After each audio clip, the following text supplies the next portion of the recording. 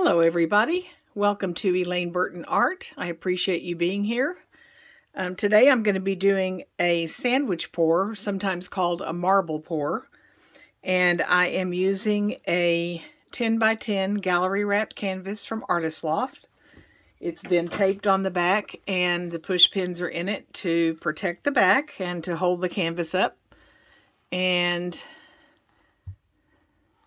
we are just about ready to go. I'm going to be doing an experiment today. I'm going to be using some pre-mixed pouring acrylic paints from Master's Touch that I got at Hobby Lobby on sale. I've never used them in a pour like this, and so we will see what happens. The colors I'm going to be using today are Lilac Petals,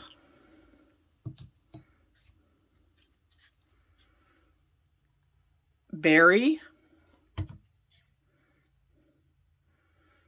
Amethyst, Sky, Sapphire, and Bluebird. I guess actually that's a better shot, Bluebird. All these colors will be sandwiched with just plain white. And because I only have a 10 by 10 canvas, I don't need very much paint. So this is a 6-ounce cup or so, and I'm going to get started layering the colors down.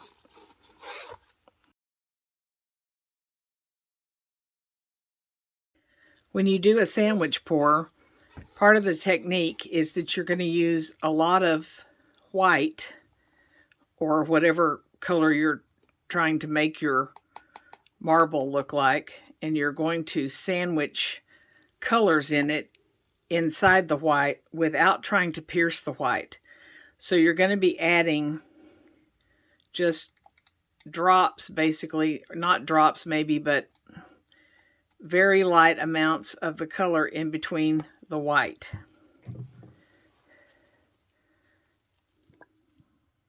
So far, these are not cooperating exactly the way I want them to, but I hope it will turn out okay.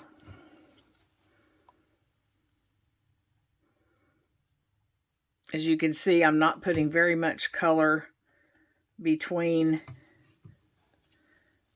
or I guess I should say I'm not putting very much color as the color layers between the layers of white. I think it'll make more sense. Now that color went in there like I wanted it to.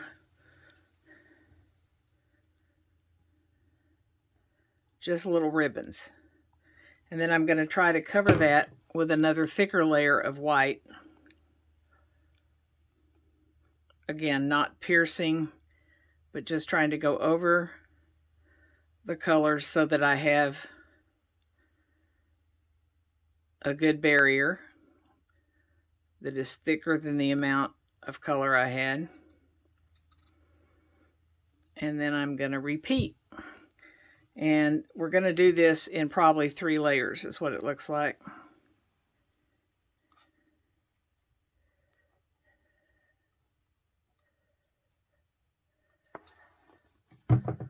Whoops. Dripped on the canvas. Hopefully that won't make a huge difference.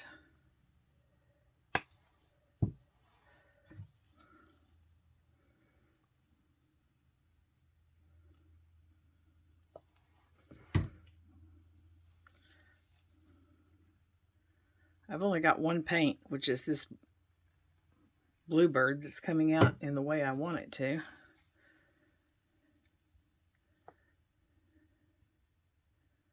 There we go. I think the problem is with the artist, not with the paint. That's certainly what it appears to be.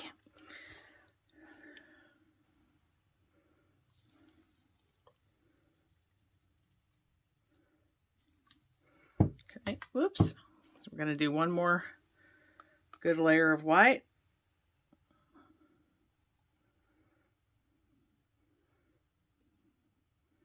Cover it up. Cover up the colors.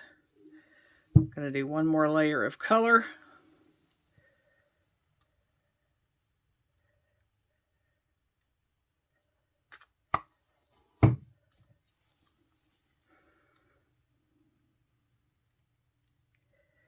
The first couple of times I did one of these pours, I was really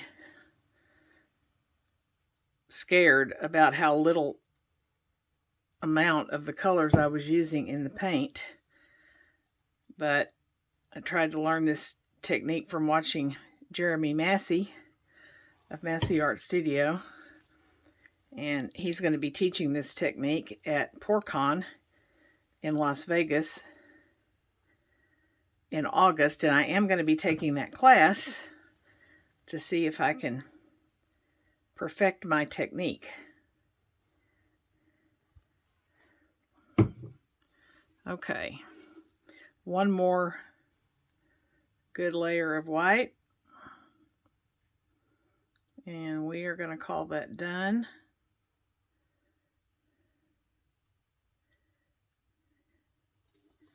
Okay, and I'm going to wipe off the blues that got on the canvas.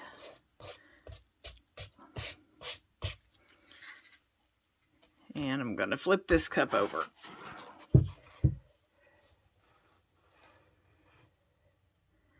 Let it sit for a minute.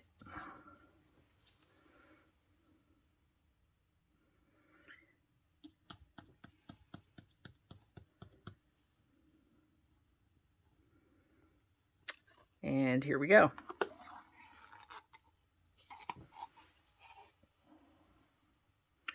Now, I have enough paint on here that I don't think I need any kind of a flow extender or anything like that.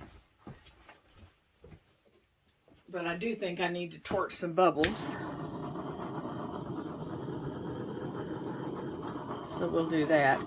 And I'm going to tilt it out.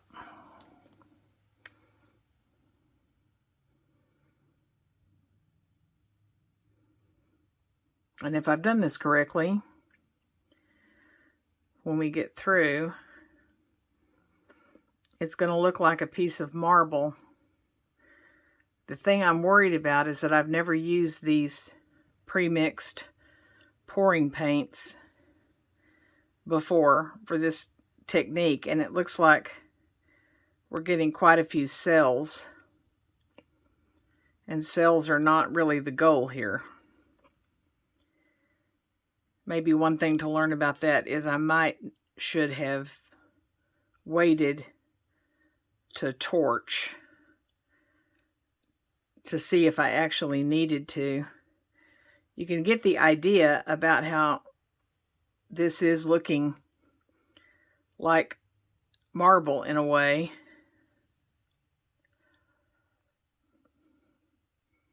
Except for the cells. I'm going to go ahead and go off a corner and come back. I have a lot of paint on here, and it might be possible for me to get rid of some of these cells that I don't want. So I'm going to turn on some tunes here and let you listen while you watch me try to tilt the rest of this out.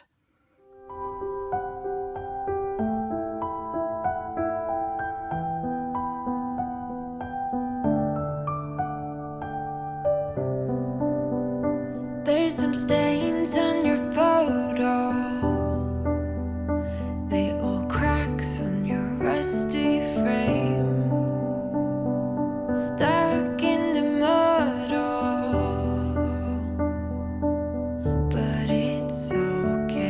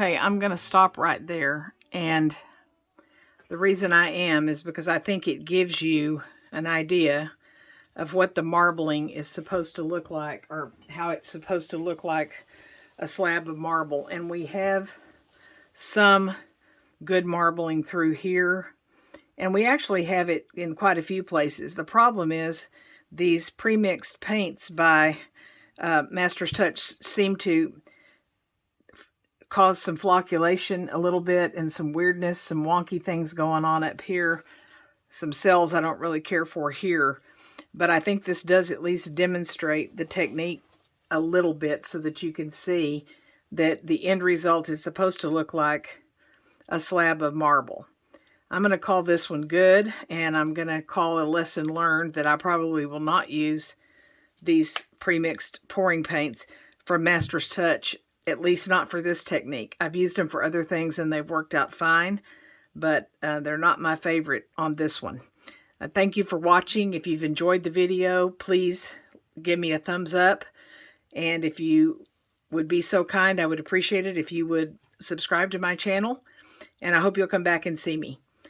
Okay, I'm back for a second. This is how the painting looks after it's been sitting for about 10 minutes. And I wanted to come back in because I wanted to show you that it really is starting to take on the effect that we were going for if we can disregard the flocculation.